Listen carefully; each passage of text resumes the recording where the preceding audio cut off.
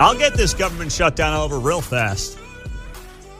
Trump signs an executive order today saying Congress is not getting paid until the shutdown comes to an end. Because members of Congress still get paid. Lawmakers will continue to draw a paycheck. Why? Well, because of how their pay is treated under the Constitution and federal law.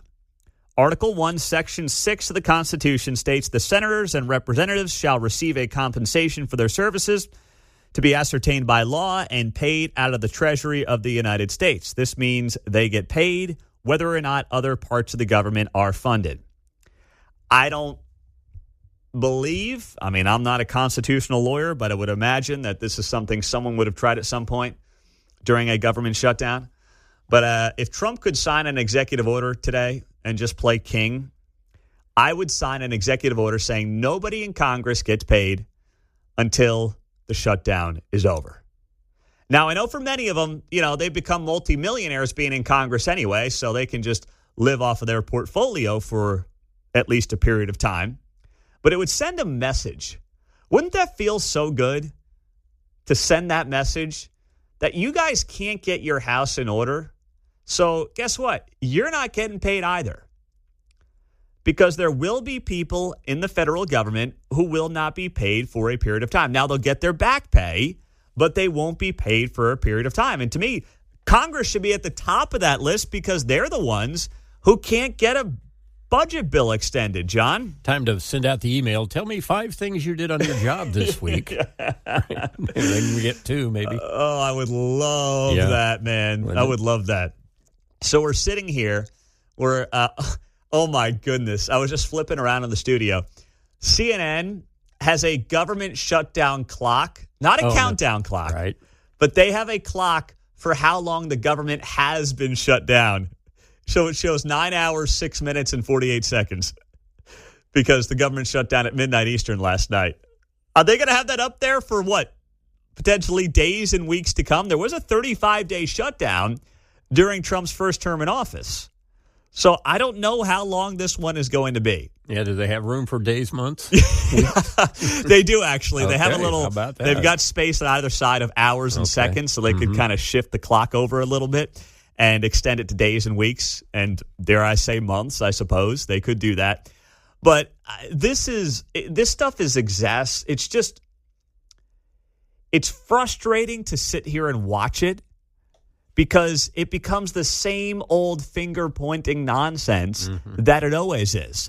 And while, yes, I agree with Republicans having to basically say, we're not going to bend on Obamacare subsidies. The healthcare industry's a mess. We're certainly not going to bend on illegal immigrant healthcare subsidies. We're definitely not going down that road.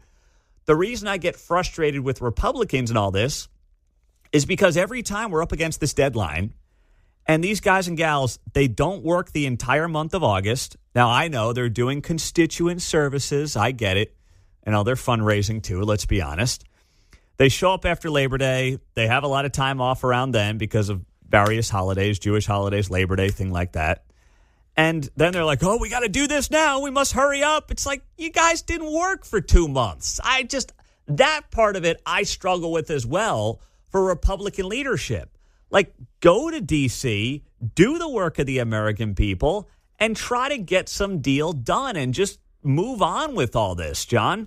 CNN's reacting as if, we've shut down the government, and that's their church. Yeah. Can you imagine if they'd have put that up with the COVID restrictions for, hey, you can't go to church, and counting down how long it was before you could actually enter your sanctuary? That is an excellent point. Well, they do want to obviously make this look like, the whole world is on pause We're because keeping them out of their church. The government shut down.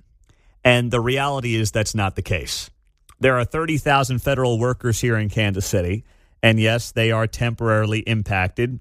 That's the Department of Defense, the VA, the IRS, for these 30,000 workers. From what I understand in talking to people in Kansas City, in government, they are basically at home for the time being. They will not be doing their job, but they will get back pay, so not quite sure why that's fair. This is kind of like a vacation for them, I guess you would say, a paid vacation in many respects. So I'm not going to sit here and be like, poor government. I don't really feel bad because you will not be working and then get back pay on it. Now, I understand if we go on 15, 30 days and you miss a paycheck, I understand that can be tough for some people. But how many of you right now would say, yeah, sure, I'll take a week paid vacation? I wouldn't say no to that. So that's where we're at right now for these 30,000 workers. And I was trying to get a feel for like what this would mean for Kansas City and what it does mean for Kansas City. And I talked to a couple of officials last night, and one of them, I'm going back and forth, and he's great. He's a friend. But I'm like, give me something here to work with. What does this mean for Kansas City? And in his conversations, talking to leadership in the city, it could mean that all grant-funded work stops, which would be projects and programs. And I'm like, what does that mean? And he says, processing transfers or grants that haven't already been accepted. And I'm like, okay. So is this work that's currently ongoing that stops? Do you have any noticeable examples of this in Kansas City? And this official writes back to me, quit asking questions. You have plenty to talk about with Frank White's recall tomorrow. I'm like, this is what I'm talking about. No one in this town, at least, is going to really notice any difference with a government shutdown. It will be a big, scary number on a screen if you watch CNN and obsess over this stuff because, once again, government and big government is their god, to John's point. But there is not going to be anything noticeable that changes for the overwhelming majority of us on our day-to-day. Now, I suppose if you got to, renew a passport, that could be delayed. But even the airport is running full steam ahead. I talked to folks up at the airport, and they are not expecting any issues up there at the airport, John. And rest assured, all your packages and letters will come for their storage at the Kansas City, Missouri Post Office Center for several days before they move on to you, just like always. Well, I was going to say, if you're not getting your mail and you're like, where's that thing I was supposed to get 2 weeks ago? Yep. That's just the mail being the mail. That's just the post office. Exactly. Business as usual. That is business as usual for the United States Postal Service. Sad to say. So you're right about that.